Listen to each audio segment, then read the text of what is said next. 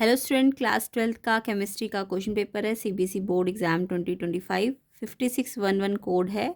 तो सेट 1 है 56 1, जिनका भी कोड है 56 1 सेट 1 2 3 हो सकता है। मोस्टली क्वेश्चन सेम है, आप अपने आंसर चेक कर सकते हैं। अभी हम इसका सोल्यूशन करेंगे।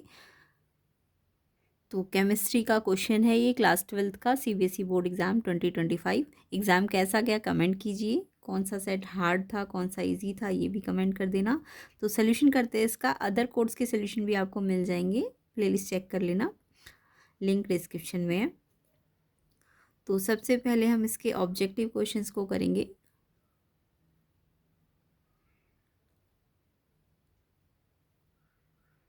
तो देखिए सेक्शन ए का फर्स्ट क्वेश्चन है, in case of association abnormal molar mass solute का क्या हो जाएगा? इंक्रीज हो जाएगा, डिक्रीज हो जाएगा, सेम है कि first increase and then decrease? तो यहाँ पे आपको एसोसिएशन में बताया है। तो देखिए एसोसिएशन में क्या होता है, दो मिलके एक बनाते हैं ना, तो एसोसिएट होना यानी दो मिले डाइमर और एक बन गया है ना। तो इसमें क्या होगा, इंक्रीज होता है, नॉर्मल मोलर मास इंक्रीज हो जाता है। ए ऑप्शन इसका आंसर था। किस किस बच्चे ने ए ऑप्शन पे टिक किया है उनका ठीक है, कमेंट करना। नेक्स्ट क्वेश्चन को देखते हैं। नेक्स्ट क्वेश्चन है आपका, standard electrode potential SN4+ SN2+ का आपको पॉजिटिव में दिया हुआ है, और Cr3+ से Cr ये आपको नेगेटिव में दिया है, and two couples in their standard state are connected to make a cell potential निकालना था। सिंपल सा ही क्वेश्चन था। तो देखो इसका आपको पॉजिटिव दिया है, इट मीन्स ये पॉजिटिव मतलब कैथोड में है ना। तो कैथोड में क्या होता है, आपको पता है कैथोड में क्या होता है, इलेक्ट्रॉन गेन होता है ना। तो SN4 से 2+ क्या होगा, यानी 2 इलेक्ट्रॉन गेन करके है ना। ये कैथोड रिएक्शन है। एंड एनोड का इन्होंने यहाँ पे Cr वाला नेगेटिव दिया है, यानी ये एनोड में हुआ होगा। तो ये कैसे होता है, एनोड में इलेक्ट्रॉन लॉस होता है, यानी Cr से Cr3+ बनेगा। कैसे, जब 3 इलेक्ट्रॉन लॉस होगा है ना। तो ये कैथोड रिएक्शन है, ये एनोड। अब आपको पता है E0 सेल जो होता है वो E cathode minus E anode होता है। E कैथोड आपको इसका कितना दिया हुआ है, 0.15 एंड माइनस, एंड इसका आपको नेगेटिव दिया है तो नेगेटिव 0.74। अब ये माइनस माइनस प्लस हो जाएगा, तो ये 0.89 वोल्ट इसका आंसर है। बी ऑप्शन किस किस बच्चे ने किया है कमेंट करना। एंड अदर कोड्स के भी सोल्यूशन आपको मिल जाएंगे, प्लेलिस्ट चेक कर लेना, लिंक डिस्क्रिप्शन में है। नेक्स्ट क्वेश्चन देखो, third, the magnetic moment in associated with the spin angular momentum and orbital angular momentum. Spin only magnetic moment value जो है Cr3+ आयन की निकालनी थी आपको, एंड Cr का एटॉमिक नंबर गिवन है क्रोमियम का 24।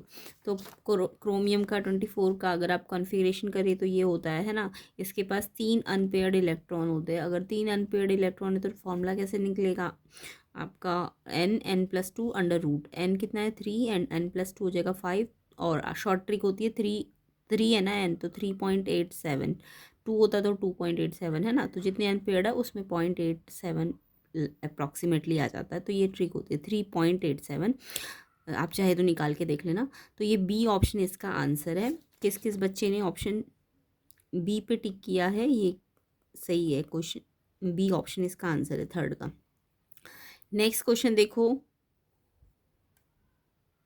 नेक्स्ट क्वेश्चन देखेंगे, fourth, acidified KMnO4 oxidise sulphide. तो KMnO4 ऑक्सीडाइज करता है सल्फाइड को, ये करता है SO4 2-। डी ऑप्शन इसका करेक्ट है। तो क्वेश्चन 4 का आंसर डी, सल्फेट SO4 2-, इसमें ऑक्सीडाइज करेगा। नेक्स्ट देखो, नेक्स्ट है, the correct IUPAC name of platinum, यहाँ पे अमाइन है एंड क्लोराइड, इसका नाम बताना था आपको। तो पहले आप इसका ऑक्सीडेशन नंबर निकालो। प्लैटिनम मोस्टली नेम तो सही लिखे होंगे बट ऑक्सीडेशन नंबर पे डिपेंड करेगा। तो पहली बात तो ये पॉजिटिव है, तो यानी यहाँ पे प्लैटिनम ही रहना चाहिए था, यानी 3 ऑप्शन ठीक है, बट ये गलत है। प्लैटिनेट तो तब होता है ना जब माइनस होता है यहाँ पे, तो ये तो गलत है। डी तो बिल्कुल हटा दो। ABC में अब मेरे को ऑक्सीडेशन नंबर पहले निकालना पड़ेगा। तो ऑक्सीडेशन नंबर देखो इसका निकालेंगे हम। प्लैटिनम का X मान लो, अमीन का 2, यहाँ पे 2 है ना, हाँ ये 2 है, तो इसका 0 ऑक्सीडेशन स्टेट एंड 2 है इसका, है ना। एंड इसका कितना होता है -1, और ये 2 है, और टोटल चार्ज कितना है 2। उसके बाद इसमें इसे सॉल्व करो एक्स के लिए, तो ये 2 माइनस का है तो प्लस हो जाएगा, 4 आ जाएगा, यानी ऑक्सीडेशन नंबर 4 वाला ठीक है, यानी कि आपका बी ऑप्शन जो है ना, डाई अमीन डाई क्लोराइडो प्लैटिनम 4 वाला जो है जिसमें 4 लिखा है वो ठीक है, बी ऑप्शन है ये। देखो डाई अमाइन डाई क्लोराइडो प्लैटिनम 4, तो बी ऑप्शन 4 वैसे यहाँ भी लिखा था बट यहाँ प्लैटिनेट था इसलिए ये गलत है, ये वाला ठीक है। बी ऑप्शन किस किस बच्चे ने टिक किया है कमेंट करना, एंड अदर कोर्स के सोल्यूशन भी मिल जाएंगे, प्लेलिस्ट चेक कर लेना। नेक्स्ट क्वेश्चन नंबर 6 देखो, arrange the following compound in increasing order of their boiling point. तो देखो बॉइलिंग पॉइंट में, बॉइलिंग पॉइंट आपको पता है ना किस पे डिपेंड करता है, बॉइलिंग पॉइंट जो होता है वो सरफेस एरिया पे डिपेंड करता है। अगर जितना ज़्यादा सरफेस एरिया होगा उतना ज़्यादा बॉइलिंग पॉइंट होगा। और आपको दिख रहा है कुछ ब्रांचिंग है, तो ब्रांचिंग का रूल क्या होता है, ब्रांचिंग जितनी ज़्यादा होती है सरफेस एरिया उतना कम होता है, यानी कि सरफेस एरिया कम तो बॉइलिंग पॉइंट कम होगा, यानी ब्रांचिंग में बॉइलिंग पॉइंट कम हो जाएगा, ठीक है, क्योंकि ब्रांचिंग की सरफेस एरिया कम हो जाती है।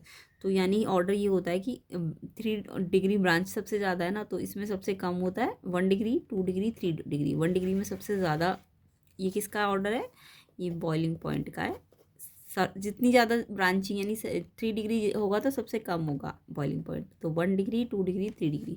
तो अगर हम यहाँ पे देखें तो यहाँ पे सारे सब में C4 ही है ना, तो इसमें 3 डिग्री है, ये 2 डिग्री और ये 1 डिग्री है, तो पहले कौन सा आएगा, बॉइलिंग पॉइंट को इंक्रीजिंग में करना है ना, तो आपको सबसे कम बॉइलिंग पॉइंट 3 डिग्री वाले का होगा, यानी पहले ये आएगा सबसे कम है, फिर इसका आएगा, फिर इसका आएगा। ऑर्डर पता चल गया ना, 1 डिग्री का सबसे ज़्यादा होता है, फिर 2 डिग्री का होता है, फिर 3 डिग्री का। अब अगर मैं इसको यहाँ से देखूँ तो 3 डिग्री, ये जो 3 वाला है ये 3 डिग्री है, तो इसका,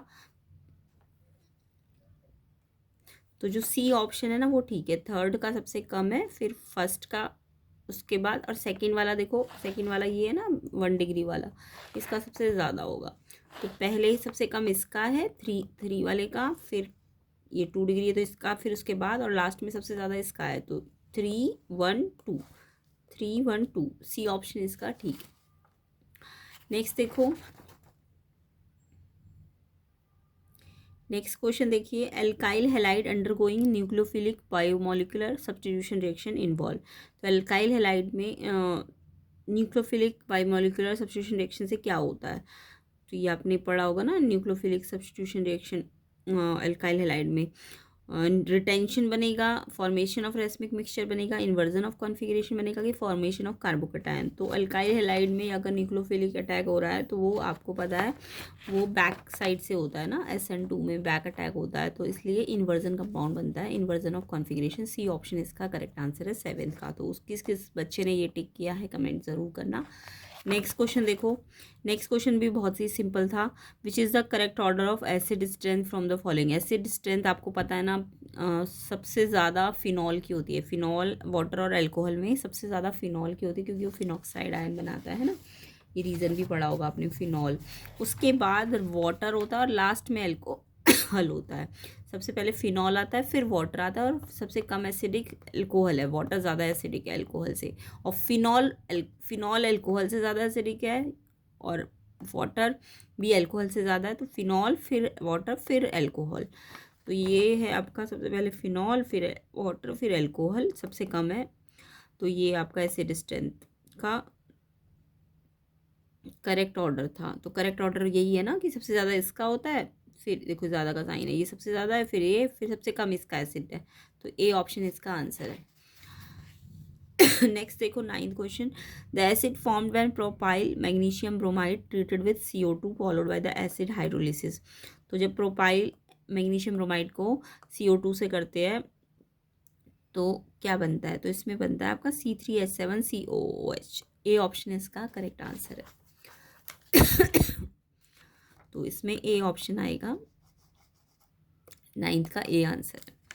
नेक्स्ट क्वेश्चन देखिए, 10th, the best reagent for converting propane amide into propane amine. तो प्रोपेन अमाइड से प्रोपेन अमाइन, जब भी अमाइड से अमाइन बनता है ना, तो सबसे यानी रिडक्शन हो रहा है तो रिड्यूसिंग एजेंट लेना पड़ेगा, जो कि है लिथियम LiAlH4 ईथर में, ये वाला लेना पड़ेगा। क्यों लेना है, क्योंकि ये क्या होता है, सबसे अच्छा रिड्यूसिंग एजेंट होता है। तो जब भी अमाइड को अमाइन में यूज़ कन्वर्ट करना है तो ये यूज़ किया जाता है। डी ऑप्शन इसका आंसर है क्वेश्चन 10 का। नेक्स्ट क्वेश्चन देखिए 11th, which of the following statement is not true about glucose. इसमें से ग्लूकोज के बारे में क्या ट्रू नहीं है, नॉट ट्रू वाला पूछा है। ये एक एल्डोहेक्सोज है, ये तो ठीक है। हीटिंग विद एच फॉर्म एनहेक्सेन, ये भी ठीक है, ये आपने प्रॉपर्टी पढ़ी होगी ग्लूकोज की, ये भी करेक्ट है। इट एग्जिस्ट इन फर्नोज फॉर्म, ये गलत है, फर्नोज नहीं होती इसकी form. It does not give Schiff, ये भी ठीक है। तो ये नॉट ट्रू वाला है, फर्नोस फॉर्म में नहीं होता ये। सी ऑप्शन, ये इन्होंने लिखा होता है, ये नहीं होता। सी ऑप्शन इसका आंसर है। तो किस किस बच्चे ने सी ऑप्शन पे टिक किया है? इनकरेक्ट है ये, बट इनकरेक्ट ही आपको टिक लगाना था, तो सी ऑप्शन इसका आंसर है। नेक्स्ट क्वेश्चन देखिए, एन अनराइप मैंगो को हम क्या करते हैं, कंसनट्रेटेड सॉल्ट सोल्यूशन में डालते हैं ताकि पीकल बन जाए। तो अनराइप मैंगो को क्यों डालते हैं हम, है ना? तो it gain water due to osmosis, it loss water due to reverse osmosis, it gain water due to reverse osmosis, या loss water due to osmosis. तो अनराइप मैंगो जो अनराइप मैंगो जब पीकल बनता है तो अनराइप मैंगो के अंदर जितना भी वाटर होता है वो लॉस हो जाता है ना, वो उसको हटाना होता है। तो कंसनट्रेटेड सॉल्ट सोल्यूशन जो होता है ना, वो हाइपरटोनिक सोल्यूशन का काम करता है, और हाइपरटोनिक सोल्यूशन में वो क्या करेगा, वाटर लॉस कर देगा। तो इससे क्या होगा, वाटर लॉस हो जाएगा। किस रीज़न से? Due to osmosis. तो ऑस्मोसिस के कारण वाटर लॉस हो रहा है, और कंसनट्रेटेड सॉल्ट हाइपरटोनिक सोल्यूशन है तो वाटर लॉस करेगा। तो डी ऑप्शन इसका आंसर है। D, it loses water due to osmosis. किस किस बच्चे ने ये आंसर लिखा है उनका ठीक है, कमेंट करना। एंड एग्ज़ाम कैसा गया, इजी था, हार्ड था, ये भी कमेंट कर देना। और अदर कोर्स के अगर आप सोल्यूशन चाहते हैं तो उनके भी मिल जाएंगे। तो ये एजर्शन रीज़न वाले क्वेश्चन है 13 क्वेश्चन है। एजर्शन है आपका, ये आपको एक कॉम्प्लेक्स कंपाउंड दिया है, ये भी कॉम्प्लेक्स कंपाउंड दिया है, ये बोला ये होमोलेप्टिक कॉम्प्लेक्स है। तो देखो यहाँ पे क्रोमियम जो सेंट्रल मेटल है उसके साथ लिगेंड कौन सा वाला है, वाटर है ना, वाटर के 5 है, यहाँ पे वाटर के 6 है। तो जब चाहे सेंट्रल एटम कुछ भी हो बट लिगेंड तो सेम आ रहा है ना, तो अगर लिगेंड सेम है तो ये होमोलेप्टिक कॉम्प्लेक्स है, बिल्कुल ठीक है। तो होमोलेप्टिक कॉम्प्लेक्स में क्या होता है, लिगेंड सेम होते हैं सेंट्रल मेटल के साथ। सेंट्रल मेटल डिफरेंट हो बट लिगेंड सेम हो तो होमोलेप्टिक होता है। तो एजर्शन बिल्कुल ठीक है। एक्चुअल में इसी ये रीज़न भी ठीक ही बोल रहा है, ऑल द लिगेंड जो है मेटल से सेम है। ये हमें दिख रहा है, ये लिगेंड वाटर वाला सेम है ना, तो यानी कि लिगेंड सेम है, इसलिए तो ये होमोलेप्टिक है। तो एक्चुअल में रीज़न सही भी, और इसे एक्सप्लेन भी कर रहा है क्यों ये होमोलेप्टिक, क्योंकि ये लिगेंड सेम है। तो एजर्शन रीज़न ठीक भी है और एक्सप्लेनेशन भी ठीक है। एजर्शन भी ठीक है, रीज़न भी ठीक है और एक्सप्लेनेशन भी ठीक है, इसलिए ए ऑप्शन आपका आंसर है। किस किस बच्चे ने क्वेश्चन 13 पे ए ऑप्शन टिक किया है? एजर्शन रीज़न ठीक भी है और एक्सप्लेनेशन भी ठीक है, ए ऑप्शन ठीक है। नेक्स्ट क्वेश्चन नंबर 14 देखेंगे। एजर्शन है the boiling point of alkyl halide decrease in the order RI RBr RCl RF। ये आपने ऑर्डर पढ़ा भी होगा, सबसे ज़्यादा RI का होता है बॉइलिंग पॉइंट, फिर RBr RCl, सबसे लास्ट में RF आता है। बिल्कुल ठीक ऑर्डर लगा हुआ है इन्होंने। इसका रूल भी आपको पता ही होगा। बॉइलिंग पॉइंट जो होता है एटॉमिक मास के डायरेक्टली प्रोपोर्शनेट होता है, क्योंकि जो आई है सबसे ज़्यादा साइज़ बड़ा है ना उसका, तो इसलिए बॉइलिंग पॉइंट भी उसका ज़्यादा है। तो ये ऑर्डर है, RI सबसे बड़ा साइज़ है, तो RBr फिर RCl फिर लास्ट में RF होगा। तो ये ऑर्डर बिल्कुल ठीक है। Boiling point alkyl chloride bromide iodide का हायर होता है।